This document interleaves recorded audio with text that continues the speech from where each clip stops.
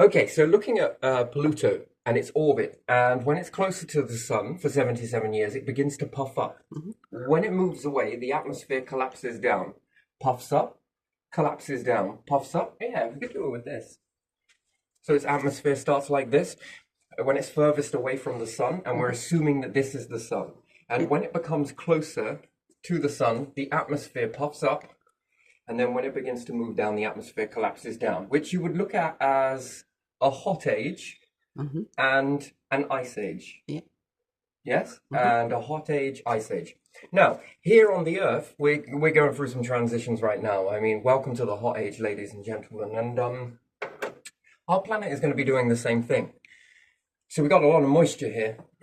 And to say it's an understatement to say with all of this hot weather that we're experiencing, I'm pretty sure that in the summer, the atmosphere is getting bigger on the Earth.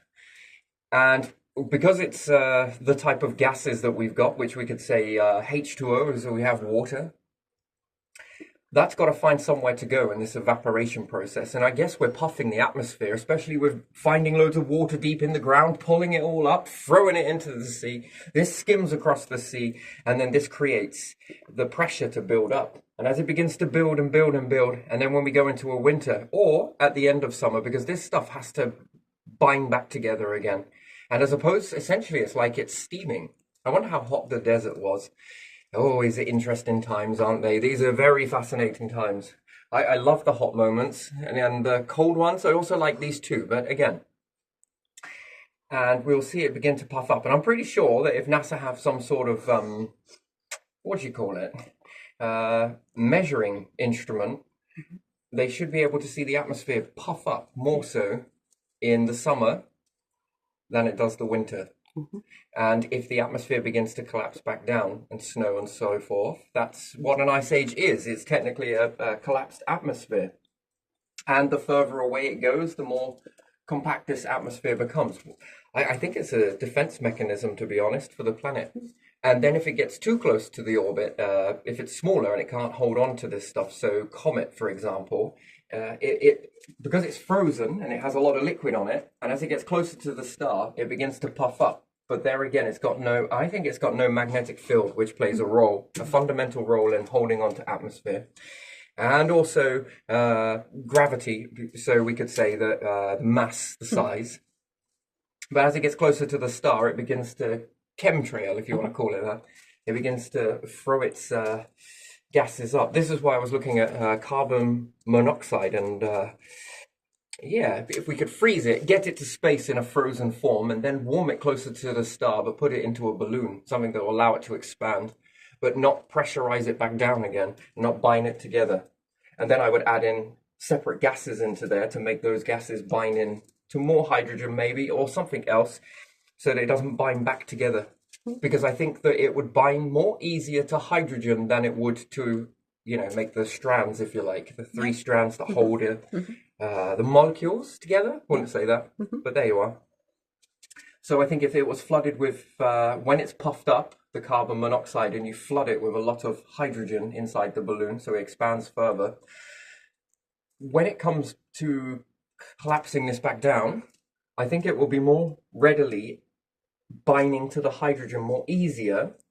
So that will make hydrocarbon Mhm. and oxygen and hydrogen, so water, essentially, I think in there as well. So I think it will help separate the gases, and maybe just maybe carbon dioxide, which is still not bad. Carbon monoxide is, carbon dioxide is not. So maybe we need to change the gases. Anyway, so with all of this heat, I think that it's puffing up the atmosphere, Mhm. and this is essentially like boiling a kettle. Yeah. And what do you call it? Tap water so very often does it boils quicker than salt water. It's more readily able to be boiled. And another factor is that when we put water in rivers and it flushes out towards the sea, it acts as a skim. I think it floats. This is also used as ballast inside certain ships, I believe, because it's lighter. Mhm. So therefore, water is in a very strange layers. It's no different to atmosphere because it is atmosphere. It's compressed atmosphere. And what is atmosphere? Any type of gas. Your abundance in gases will come together and create your atmosphere. Mhm. And again, what's the light in these that comes through? What's the light that filters through? So yes, we've all got the same light coming from the star at different intensities. But if we have different gases on the planet, how does that light come through there? Sure as shit, it's got to reflect it. Just because we can't see it because our brains have been told, don't see that. Why not? Well, that's going to get in the way. Oh, okay then. Oh, also don't see this. Maybe not pay attention to that. And then you're able to then, as you can understand, you're able to see. So, but as a result of that, how does nature grow in an environment with different gases? And that's then, so you make your own atmosphere. If you understand that in a glass structure, you can make your own atmosphere. If you had layers of glass, and each one, think of it essentially like the really good double glazing, although I'm not sure they're all that great because they have the rubber seal, which perishes because there's no rubber replenisher going into this stuff.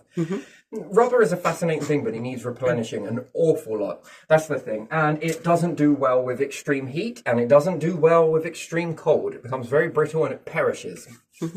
Essentially, the oils help to stop it from reaching either extreme in some circumstances. So yeah. But anyway, imagine that you could make onion layers. And here on the Earth, we have onion layers as an atmosphere all the way out to the stratosphere. I'm not going to sit here naming all of the gases, but ozone, many other gases as we all come down, and these are lighter ones. So we could say helium, perhaps, is very light.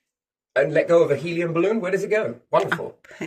Could you imagine taking a helium balloon under the ocean and letting go of it versus one with oxygen? Which one do you think will breach the surface faster? I mean, there must be a difference because, again, this is compressed atmosphere. Water essentially is compressed atmosphere. And there again, it picks up a mineral content. Now, whether that is the best for us or not, or our bodies have just adapted to deal with this mineral content, but it's an impurity. Either way you want to look at it. And I think the body has made best of a bad situation, and I think nature has made best of a bad situation. So, assuming that we made a sterile environment, we put nature underneath these layers of glass, essentially with each different layer, and we fill the top one with a certain gas, the next one with a certain gas, and the next one with a certain gas, and in different thicknesses, mimic the Earth's atmosphere. And then, how does the light come through there then?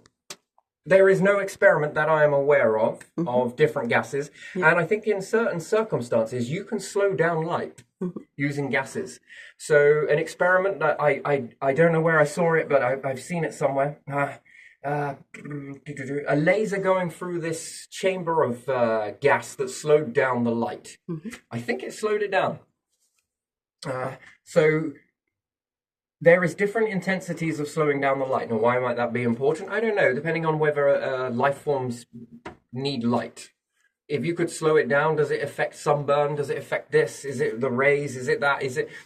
And different gases can also stop some of these. And it can also reflect some. So if we imagine it, if we could make a white particles, although very dangerous white, because if we go into an ice age, then that will overdose the extremity of it. So if you can imagine putting a load of white, binding white to the gases at the stratosphere level, so turn ozone into a white sheen, then you would understand that this would block out a lot of light and it would cool you down. However, if it came to an ice age, it would overdose, and therefore the atmosphere could collapse so much so that I think that we would die in that lack of pressure. So what injures people in the heat? The extreme heat is one thing. Yeah, but I think it's the pressure. I think the planet's pressure builds up. And the atmosphere is inflating, so to speak.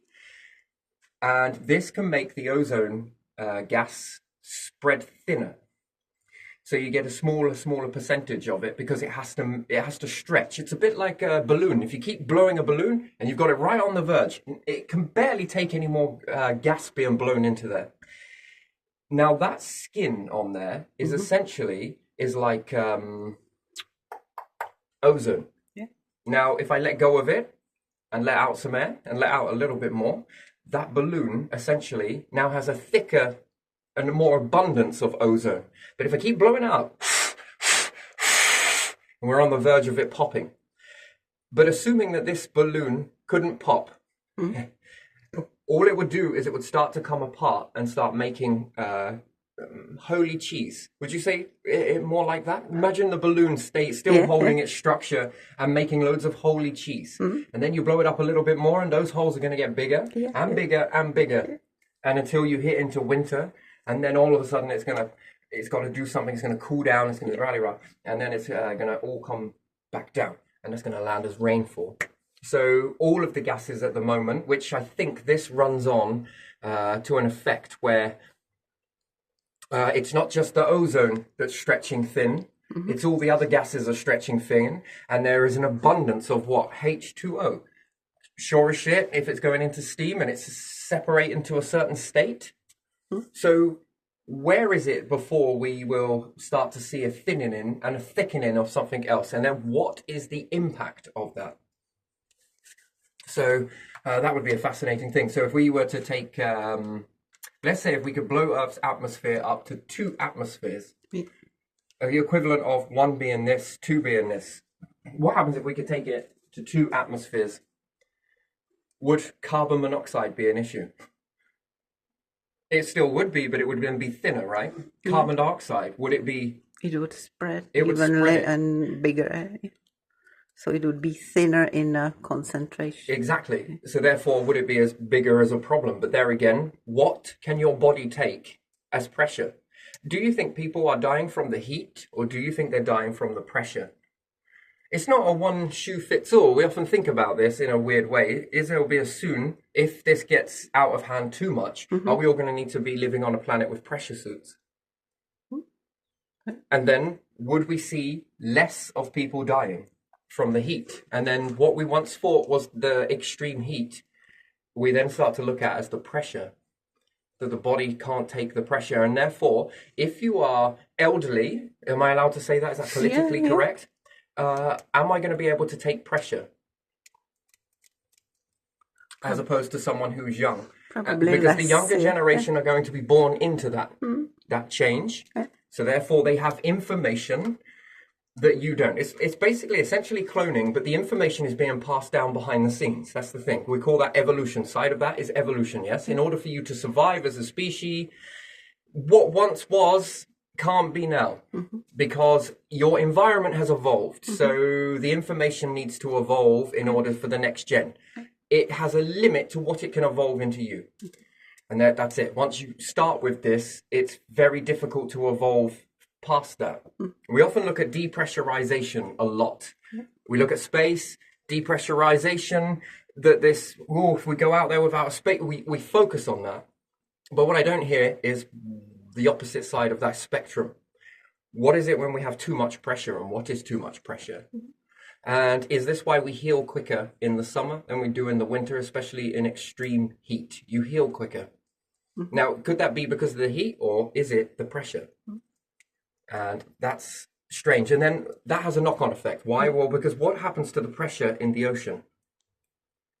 With more of an atmosphere pressing down on it, there's more pressure. There's more pressure so therefore do life forms in the ocean have to come up several layers.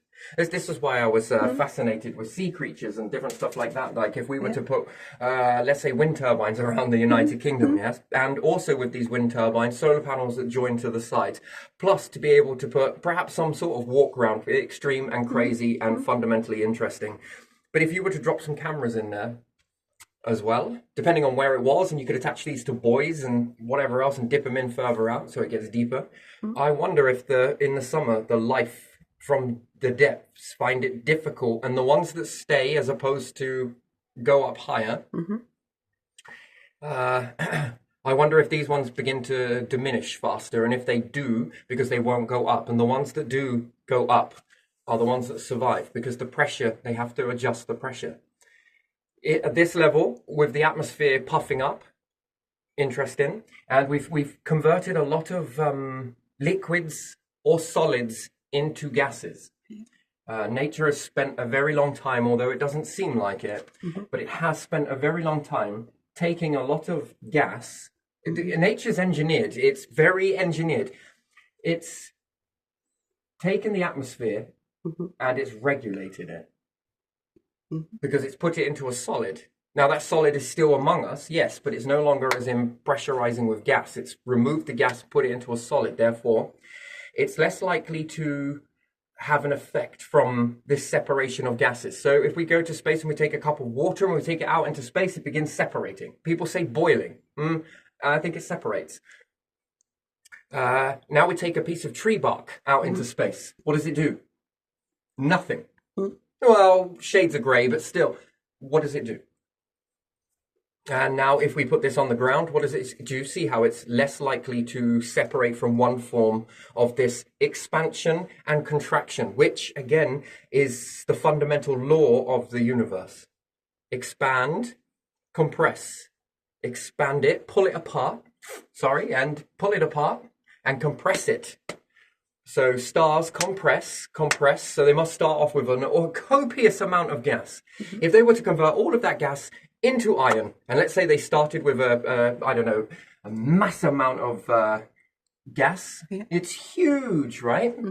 And if they were to convert all of that into a piece of iron, it would be smaller.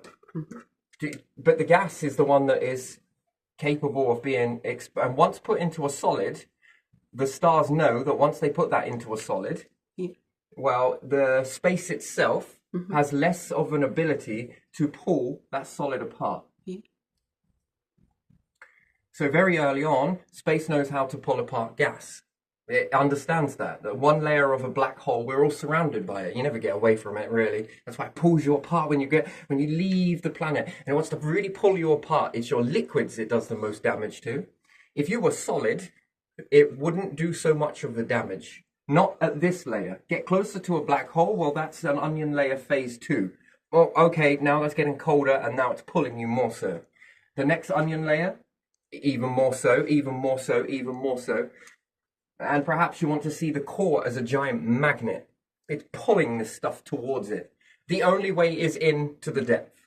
Once you're there and you've been pulled apart, but it goes through layers. It's often through layers, transitions, if you want to put it that way. But again, as a star, what was it dealing with constantly? The gases, fluctuating in gases, which is fascinating. So if you overheat a star, it will puff.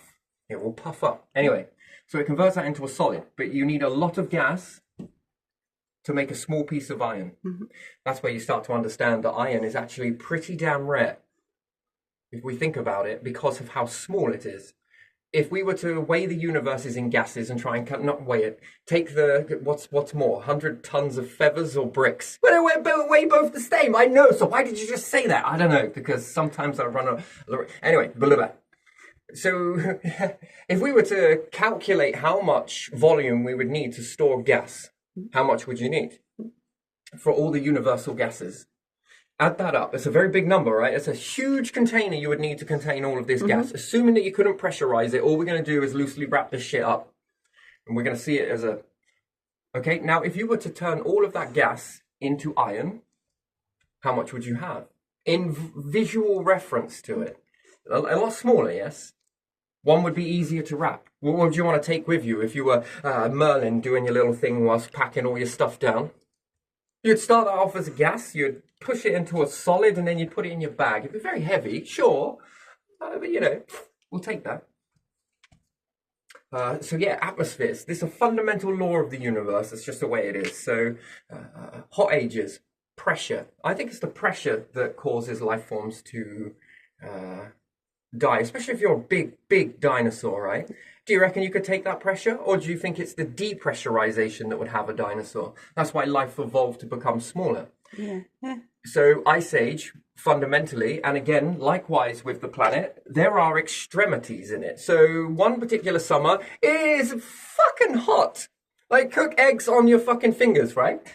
Boil them, just put them in your pocket and walk somewhere. Don't do that because it's salmonella. But still, and then on the other end of it, we then have a few mild winters. And then sometimes we have a really cold winter and a very bizarrely warm summer. Do you notice that the seasons are not perfectly accurate? They variate. So a hot age will have a variation and an ice age will have variations. So yes, perhaps dinosaurs worked for a point. Yeah. until you had an extreme ice age. And then with an extreme ice age, that's what triggered it. I think because of the depressurization went too far, and because they were so big, that the atmosphere collapsed down more than usual. So we would call that an extreme ice age. So your ice ages and hot ages. So hot age and ice age. Do you see how this disappears? Yeah. The ink here, look at that. Yeah. That's interesting. When these pens get certain temperature, they start to disappear when I write with them. Doesn't matter. You can still see that though, can't Yeah. you? And I know I'm doing this the wrong way around. I'm doing it deliberately. I'm going to confuse myself here. So I should have done that the other way, but even still. So in a hot age, if the maximum temperature and pressure, so the pressure of the planet, PP, Yeah. you like that? The pressure of the planet is X amount, and the heat is X amount. Then each time this will vary. So one hot age might have reached up to this much pressure, and it would have reached to, let's say, if we put this into B pressure, and the heat would have got up to around B as well. Next time you have a hot age, it might be further than that. The pressure might be hitting up to C, and the heat might hit up to C as well. Same with the ice age. The depressurization, because it's the fundamental rule of the universe. My word, my pens really do disappear in this. Let's try another one.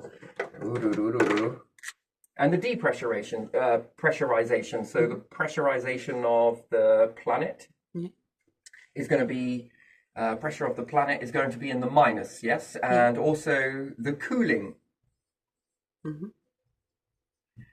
is going to be X amount. So if it's on a scale of A to Z, then one particular ice age might have a pressure minus, what do we say, C, perhaps, equal to, and perhaps the cooling ratio is going to be minus X amount is C.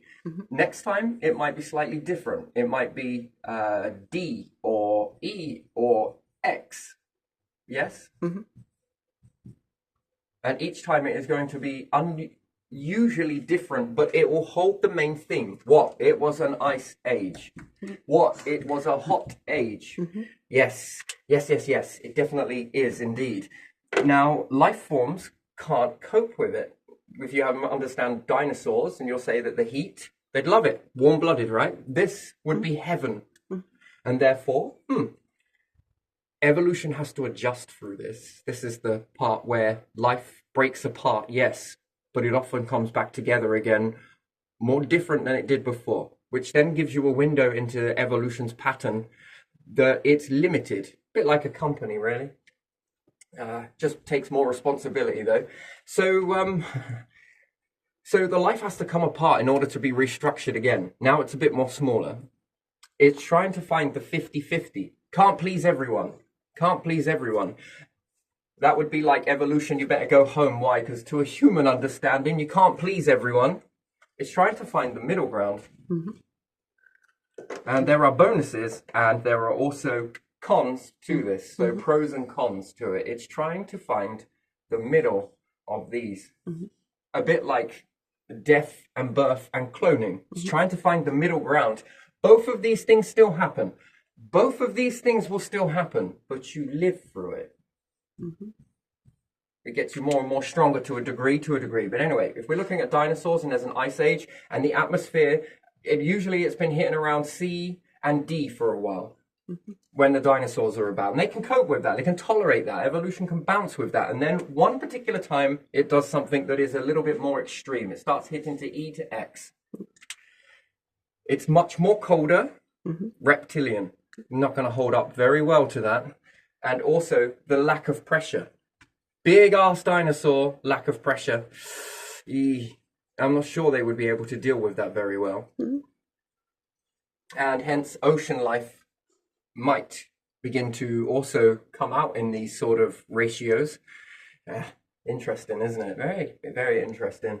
More ice, more pressure on the ocean. Who knows? Whatever. And a hot age. Hot age is an interesting thing as well, isn't it? That it's going to puff up to a certain degree, and as it does, it is going to have an impact on life, for sure, because it's overpressurizing in an atmosphere. It's expanding, yes, like a giant pressure cooker. And then we need to find out, and that can then be looked at as a size graph, right? So Ice Age, it gets this small. In certain ones, it's about this, and in certain ones, it's this. And your ratios, yes? This being the smallest of those, this being about the medium range, and this being a fundamentally usual range, because it fits into those sort of 3 trimesters. The real extreme, the mild, and the extremely mild, but still under terms of ice. And then we'll look at the star as being into a hot age, that it would start at this point, probably beyond that. But let's start it off with that. And you go into a hot age. How much is your atmosphere expanding? Wow, this is extreme, but even still, it's snowmen all around. We can make that a bit bigger, I think. And this one a bit bigger, and this one a little bit bigger. Anyway, let's just say we're going from one side of the spectrum to the other side of the spectrum. And pressure so often does. There you are. That must really, it's like breathing. If you could put this into a model, the planet's atmosphere should breathe. All of them should. And therefore, and then it makes me wonder about Jupiter. Shit me, man. Could you imagine if that was where we are? And it was receiving, well, if it was closer to the star, how much fluctuation would that be? That would breathe, which would make navigating in the universe very difficult to do so if you are using stars, which is pretty pointless to do so. You probably navigate via black holes, but they're again very useless, very tricky. Why? Because they move. They're always on the hustle.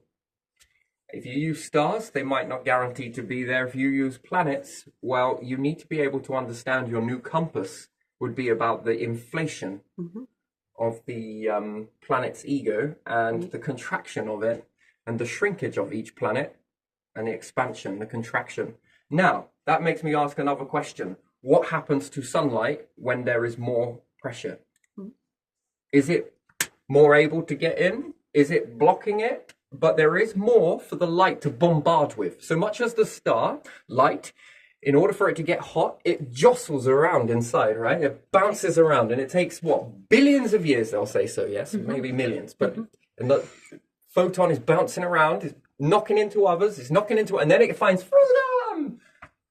And then it's like, yeah, I made it away from the star, and then it hits the planet with all of these molecules. Oh, my days. Again? Not so much freedom now. Now it's got to knock into those. Now, if there's more on its way to scatter, and it'll say massless. Yeah, I'm unsure about that. Massless little objects then seem to cause an awful lot of heat in a star, don't they? And then when they enter into your atmosphere, and now your atmosphere's puffing up, so therefore there's more of it to grab. There's more light for it to grab. Therefore more heat. Therefore it excels the pressure. Oh my days. And then it starts bombarding with all of these, which then probably it will reside in more heat, more jostling. And then when it makes its way to the ground or wherever it's hitting the object and it's illuminating, there's that heat plus the jostling heat. And now we've got an excess of jostling heat. I wonder. And now we've got the different gases. Now we've got thinner ozone. Now we've got thinner... Are we being protected with these gases? Is there a limit? Now, these things breathe and expand and contract, expand and contract. The problem is if it expands and stays expanded, that's an issue. And what is the gas ratio before too little is not enough to continue the protection layer, and therefore there's a breach? Do we then end up puffing up like Jupiter? That's another question entirely. And then what collapses down way too much? What is too much?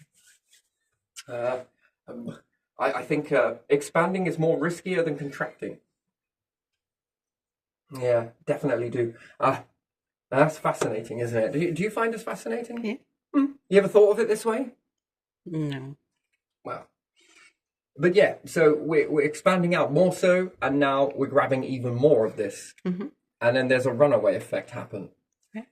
Usually it tips back in, but it depends on a lot of factors, doesn't it? Our orbit is not perfect around that star. Definitely not, especially with a moon.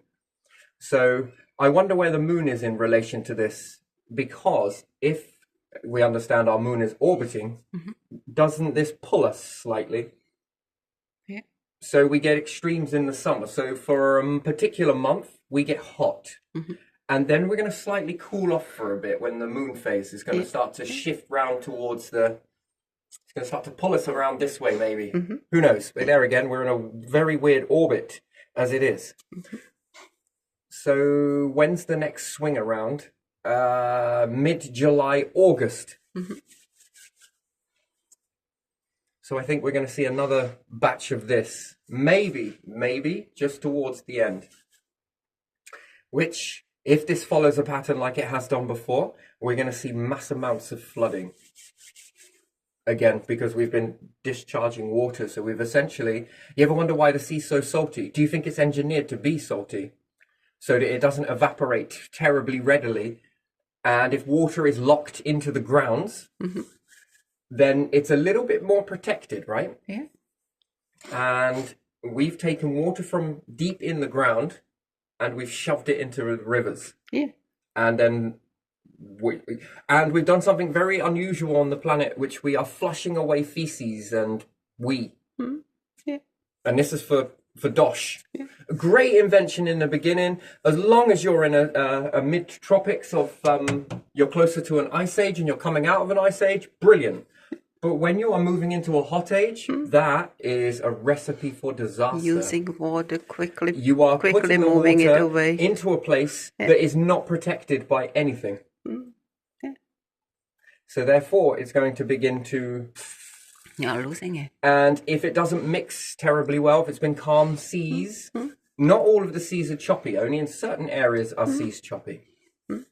But the first layer that gets hit is one that is easy to evaporate. Take salt water and take fresh water and boil both pans. Which one evaporates first? Fresh water. Yeah. Oh, where the hell did it go? Oh, where is it? It just disappeared. No, it doesn't work that way. It's there. It's just waiting for the right temperature to condensate. Zap those molecules. Go and get a cold can near it. You'll notice it will sweat more.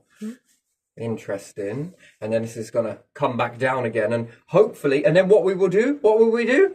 It'll go in the drains, into the rivers, and fuck off back to the river again. My word, we made a great cycle, haven't we? Yeah. Oh, man. And then we'll keep flushing. You see, back in the day, nothing ever did this. Nothing ever used its intelligence in this particular way. It wasn't drilling into to find water underground, and it wasn't rising this water up. Yeah. And even if you were, I think farmers have got it right. Could you imagine if farmers went and were like, hey, this would be a medicine actually. Farmers you would need right now. Why? Hey, Anglian Water, can we have some of your water, please? Why? We're going to throw it on the fields. Haven't you got pits? It's all right. No, we're going to take your water and throw it on there. That's if your crops will survive that. Yeah, people in the past had some wells, but they were using them for watering stuff, and then the water soaked back in the ground. You see, but in order to test this, you would need to be able to test it. Yeah. And the only way to really do it is to clean up the tap water and then connect it to farmers, and then they put it back on the fields, and it's going to seep through the lands. But this is going to wash out a lot of pollution. That's the next trouble of this.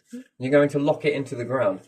And therefore, if it's locked into the ground, and I've also noticed this with plants, so butting, where you leave water butts out, and this causes water to evaporate, and then you see how much is being evaporated, blah, blah, blah. Yeah, I got a paddling pool with a load of plants in it. They are holding on to that water. Yeah. And what they're doing in this extreme heat, so last year's experiment was no butts. And they didn't hold up to it. All the rest of it seems to be really bad. These ones, yeah, they seem to be doing really well. Why? Because the water, and what's more, their canopy is protecting that water. Yeah. So that's a fascinating process there. And is that accidental or? Well, no, of course. Your intelligence is to evolve to understand and take care of this. In the meantime, humans, you gotta fix this shit. Oh, interesting, isn't it? So, again, an experiment that could be done. If you know it's going to be hot the following year and you start pumping this out on fields and everything else, it will seep slowly. And then too much is a bad thing and not enough is a bad thing. You know what? It's interesting. But yes, mainly farmers use pit water for a good bloody reason. Have you ever tried using tap water on crops? It isn't very good now, is it? It is not good at all. So, yeah, that's what we're doing. So essentially, even that wouldn't work. That would just be an experiment that would be like, it's less wet this year. A better way would be to build containments under the ground to collect all of this water. Yeah. And to be able to, and this doubles up. Why? Because you can clean it. You can remove all of the impurities out of it. It's going to go stagnant. Well, of course it will. But if we do the same thing, where gets Manglian water treatment centres in there? They're really good at cleaning water, aren't they? And we're also flushing away. We are using an awful lot of water to do this. This whole process is weird, very strange. And it seems to be causing an absolute fucking nightmare at the other end. It's going to get expensive. Put it this way, if you've got to clean all of that stuff, the bills are going to jump through the roof. And it's unnecessarily... That doesn't need to be it. And the old times would be about the smell and everything else. But actually, those places worked pretty well. Could you imagine if they built chimneys on these? In order to remove the smog from everywhere? Wasn't it chimneys that stopped a lot of this smog? Because they could throw it up and disperse it further. So you can do something about smoke, but you can't do something about the smell of manholes. Strange. Do you find that strange? One is profitable, I think. Very profitable. Interesting. So yeah, I'm going to leave this here. So the hot age and the ice age. Interesting, really, isn't it? And one might trigger the other. It's fascinating, isn't it? If it would trigger it. So in order to understand this as an experiment, you need layers of glass, essentially.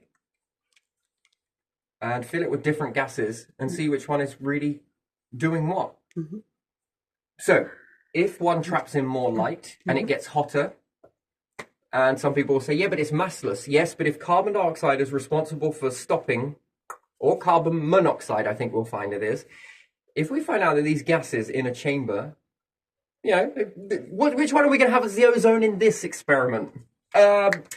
Let's go carbon monoxide. Yeah, we'll get to store it as well. Let's put carbon monoxide in that layer at the top there. See what happens. Any change of the temperature?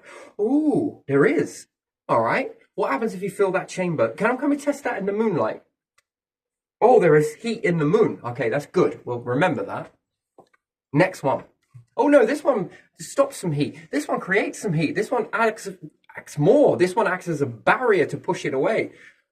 And then you get to understand gases, which is really good for space travel. Fucking brilliant it is. I say that is brilliant. You need to know these. And then you get to find out other stuff because you'll fuck around with even more. You'll find other gases. So what about volcanic activity? By the way, so we should also this year, probably after New Year's, maybe Christmas, we're gonna see some more tsunamis, big ass tsunamis, and some plate shift because of all of this pressure. And then the rain is going to fall, and you would think that large amount of rain that falls on a particular area is shifting your plates. You would think that it is do you know how heavy water is?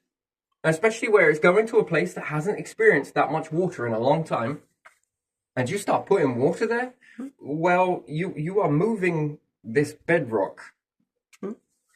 You are adding, all of a sudden, the planet gains some weight for a few days and then loses it. What do you think consequence of that is? Nothing. Well, this is going to trigger off some earthquakes, mainly under the ocean, I think, because you've just removed a load of weight from it and you're adding more weight for it. Everything's about balance. Everything is about balance. It's about making mistakes. Yes, of course. What are we gonna? Wonderful. Make some catastrophic fuck-ups in our lifetimes. But we've got to understand that our societies are built on these catastrophes where we fail. We do, don't we? We get a lot of shit wrong. The problem is remaining fixed on getting it wrong. That's an issue. That's a bigger issue than anything else. That is toxic. But adjusting, figuring out, and getting better, that's what makes us better. But if we have a society that is fixed, and no means no, and, I'd like to see you put this one in isolation. You know, to be isolated, shut it in a broom cupboard somewhere, maybe. You know, house arrest. Let's just ignore this one. That's an interesting process, and if your society is built upon these bedrocks, then that is what you are to expect. Yes, yeah. But adjusting and changing and figuring things out. Is there anything in this? Is there this? Salt water. There is a reason for it. Less likely to evaporate, therefore less likely to puff the atmosphere. That's fascinating, isn't it? If not, Europa would be... Could you imagine removing the salt? This is a fundamentally weird experiment. And now, assuming that it is liquids, and assuming that there is salt there, and a lot of it, the thing is like one big massive antenna anyway. It's like a giant battery waiting to just be tapped into. But imagine removing the salt from that and lowering the concentration of the salt levels on Europa. What do you think it would do? And likewise, it's more difficult to freeze. Very difficult to freeze, wouldn't you say so? Salt water is, it's not, I would say it takes longer. By that time, it's almost like the planet's trying to skip a hot age by not evaporating too much, and it's trying to miss an ice age. Interesting. But yeah, if you remove the salt from Europa, do you think it'd puff up with an atmosphere? Yeah. All it needs is a large object to hit into that, a massive object. Not enough to rip it apart, but a metal object, large one. It's going to get its wish, don't you worry. But even still, that would become a next version of an Earth. That's all it needs. And with the stretching and squeezing, imagine Io, sort of, you know, all of the pieces are there around Jupiter on its 4 main moons, the Galileo moons. All of those are there. Combine all of those objects together, and what have you got? Earth. You'll then start to convert fresh water, this, that, and the other. The pieces of the puzzle lay there. That's fascinating, isn't it? That it's almost like when I look at those 4 moons, I'm just like, you little remnants. You combine all of these together and you have an Earth. All of that. Nice. Nice. Interesting. Could you imagine if they ever did get smashed together? Yeah, what type of event could do that? Meteorites. Problem is, you can't see these bad boys. The star, big and bright, right, was there before you came into existence. This is the timeline. This is the issue with time. Your mind is the time machine. So, perhaps whilst the dinosaurs, you want to be a fly on a wall to listen to some gossip? No, I don't. I want to be a fly on a planet while there are dinosaurs walking around looking up towards the sky, counting all of the stars. Wait a minute. Where have all those lights gone? They're gone. Interesting. Well, then that means it's not going to hurt anyone then, yes? No, because they're now invisible.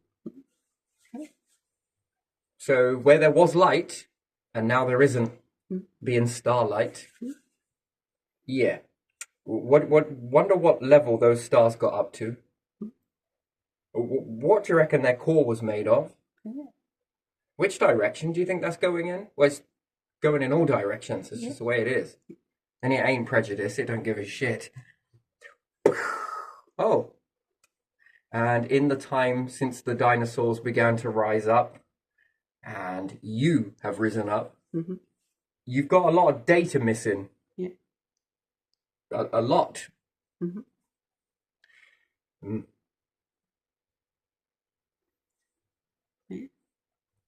And then you made a game like Space Invaders, yes? To shoot out the... You'll shoot aliens, but I think you should be shooting asteroids. Because those once bright lights that looked really beautiful... Yeah. Yeah. Isn't it weird how the most beautiful things are usually the most deadliest? Anyway, so, because you don't know they're there, and you didn't see them, you know, if I had a time machine, that's where I'll be going back to. Why? I want to map the stars. Are you insane? Yes. Yes, I am. Anyway, no, I'm not. There's a good reason for this. Your question was shit. If you can compare the stars back then Hmm. and take loads of snapshots, and then I come back to time now, and I'm like, "Yo, NASA, you've been registered." Oh, no, we did it the Hawaii. Oh, okay. I got these plates from back then. Where did you get these from? Don't ask. And you compare them up. Oh, well, okay, these ones, yes. These ones? Yeah, and I also just handed you a load more pictures in the sky. So we're gonna have to give different birth dates for dinosaurs. I'm sorry, but we would when we astrological. A lot of things have changed, but we never factor in these remnants. Oh, you were born in the cluster of this. I mean, this would be awesome too, wouldn't it? Yeah. These objects are on their way, and then it becomes a question of how many exploded in what proximity. Did it do it in a variation of 3 around you? Hmm. Because if it is, that's multiple angles, and therefore this increases the risk of what's going to hit you. Yeah. If it hits you, if it makes it. But if it's been traveling for this amount of time, sure, it's going to slow down, but let's not underestimate it. If you want to travel across the universe, what's the best way to do it? Oh, fucking attach a star to the back of you and pop the fucking thing. Think solar sail and amplify it. Your speed would be to, yes, you can do this by orbits. Sure, but that's only going to get you so far. What about surfing a wave? An explosion? Hmm. Pop a star. Ride the shrapnel. And then that might give you some data. Again, the time machine is the mind, right? Your awareness, your extrasensory perceptions. Yes, that. Whatever that is you want to call it. That is what it's for. It's incredible, isn't it? So you can perceive things that haven't happened. And you can also perceive things that have happened, but you can't see them. And there's no evidence to point you in this direction. It's just assumption. Logic. Yeah, let's look at Beetlejuice for a second. Didn't the dinosaurs see that star come into existence? You're seeing that thing die in real time. Here's the kicker. It's the same age as your star. So they say, not age, it's the same style of your star. So why is that one dying first and this one is still going? Interesting. So there must be something wrong here. If you look at that thing under infrared, you'll notice there's a lot of stuff already showering towards us. Did you see it when I was showing you it? I think it was an infrared camera. I don't know. I was playing around with a lot of lenses though, and there was this strange, I don't know what to call it, particles it looked like. And these were messing with the lenses. I'd have to recreate that experiment, but again, still, it was an infrared camera. I'm sure it was, but I don't know whether the infrared come on because it was going through the filters. Anyway, it doesn't matter. You pay attention to that star. And if that is any debris making its way here, I mean, when did that thing start to go? And what are those debris? Is that the nebula it blew off? The leftover dust? And then was that nebula that they see pop off? Where are those debris? Are they on their way? Are they what, after all, is that what wiped out the dinosaurs? Some similar situation? You've just seen that star birth, yes? What did it blow away? Yeah, that's a good question. And how is it similar to sun when sun was in existence for a long time before? So if we're seeing it now on its end, and it's probably, if we were to travel to it, it's already gone, and the dinosaurs saw the nebula blow off, that is how many X amount of years, now how many particles were in that nebula and how big? And if that was the remnants of a past supernova, that's some big fucking chunks. When are those things going to start to reach? And is that what was being picked up? Now, I can't tell you which one it is. Is it because the star is dying? Or is it because of the nebula? That's the bit that I got to, and then life got dramatic. So I had to let go of that sort of stuff because I had to go and deal with some human issues. Some silly little battles for distraction. Interesting, isn't it? Yeah. So I was playing around with that, and that's when things increased around the area. Fascinating. If you could put this up on a timeline, couldn't you? Look at this. Do you notice this blocking body language here? Yeah. It's interesting, isn't it? The arm across the. That's a soothing, isn't it? This is a body language for protecting. Yeah. Did you know that? Yeah. You do? Yeah. There's a lot of them, isn't there? A lot of them. That's where the blocking comes from, isn't it? Yes. When you protect yourself, you're basically doing the same. You are blocking from something. Usually vital organs. Yeah. And it's probably because the person had a knife. That's interesting. Or just a chisel, mister. Anyway, even still, but you know, Anyway, yeah, let's leave this one here, because that one took a turn for the darkness, didn't it? Let's leave it on a good note. Yeah, there you are. Do what you will.